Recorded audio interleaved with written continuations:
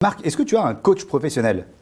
J'ai pas cette chance. Je n'ai jamais rencontré quelqu'un qui m'a inspiré, donc tu as quelqu'un à me présenter? Moi j'ai un coach, alors il s'appelle Olivier, il est exceptionnel, c'est un coach de star, de haute personnalité, c'est un coach d'entrepreneur et il va venir aujourd'hui nous parler de Walt Disney. C'est l'heure du mot du coach.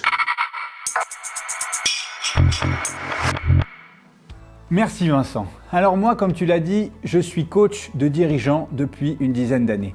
Et j'ai envie de vous parler, pour cette première émission, d'un sujet qui concerne beaucoup d'entrepreneurs dans la tech, c'est comment diffuser l'esprit d'entreprendre autour de soi. Oui, comment transmettre son audace, sa folie, sa fougue à ses équipes et globalement à tous ceux qui travaillent avec vous.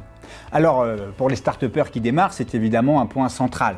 Pour attirer des gens de qualité dans vos équipes, vous vous attendez à mouiller le maillot et à vendre du rêve.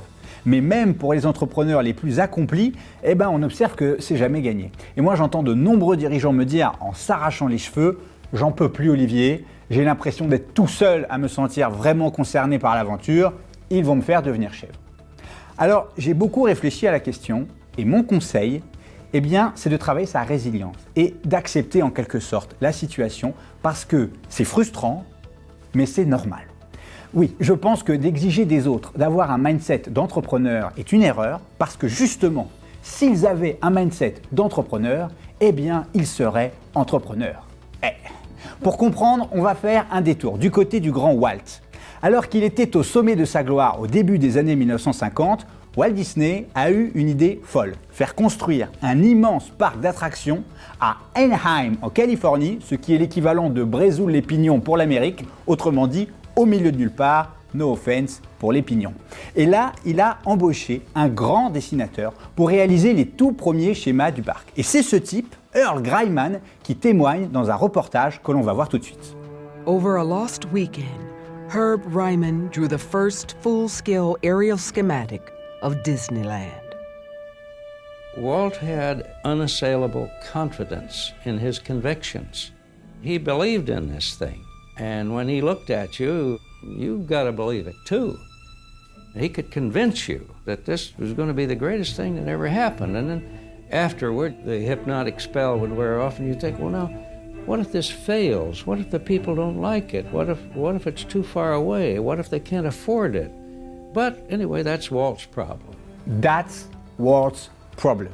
Je crois que c'est le maximum que l'on peut attendre d'un salarié, c'est qu'il s'embarque et s'investisse dans votre aventure.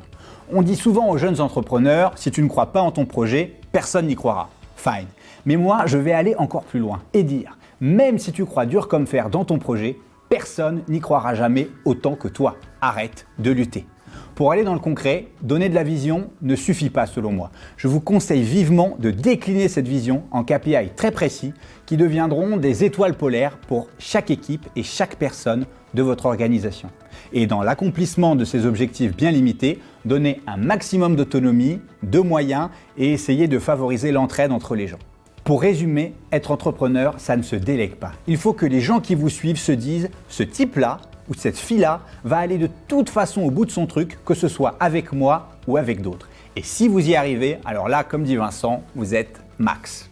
Pour conclure, oui, la solitude de l'entrepreneur fait partie du jeu, mais on peut l'alléger, notamment en fréquentant d'autres entrepreneurs et en réunissant autour de soi un entourage béton, comme le font par exemple les grands sportifs. Allez, salut! Merci Olivier, donc on se retrouve très bientôt et on rappelle que tu es un coach en entrepreneuriat, tu es notamment mon coach et je peux dire que ce garçon est formidable, il fait des miracles et je vous remercie encore une fois d'applaudir même s'il n'y a pas de public, Olivier Bétache. Merci.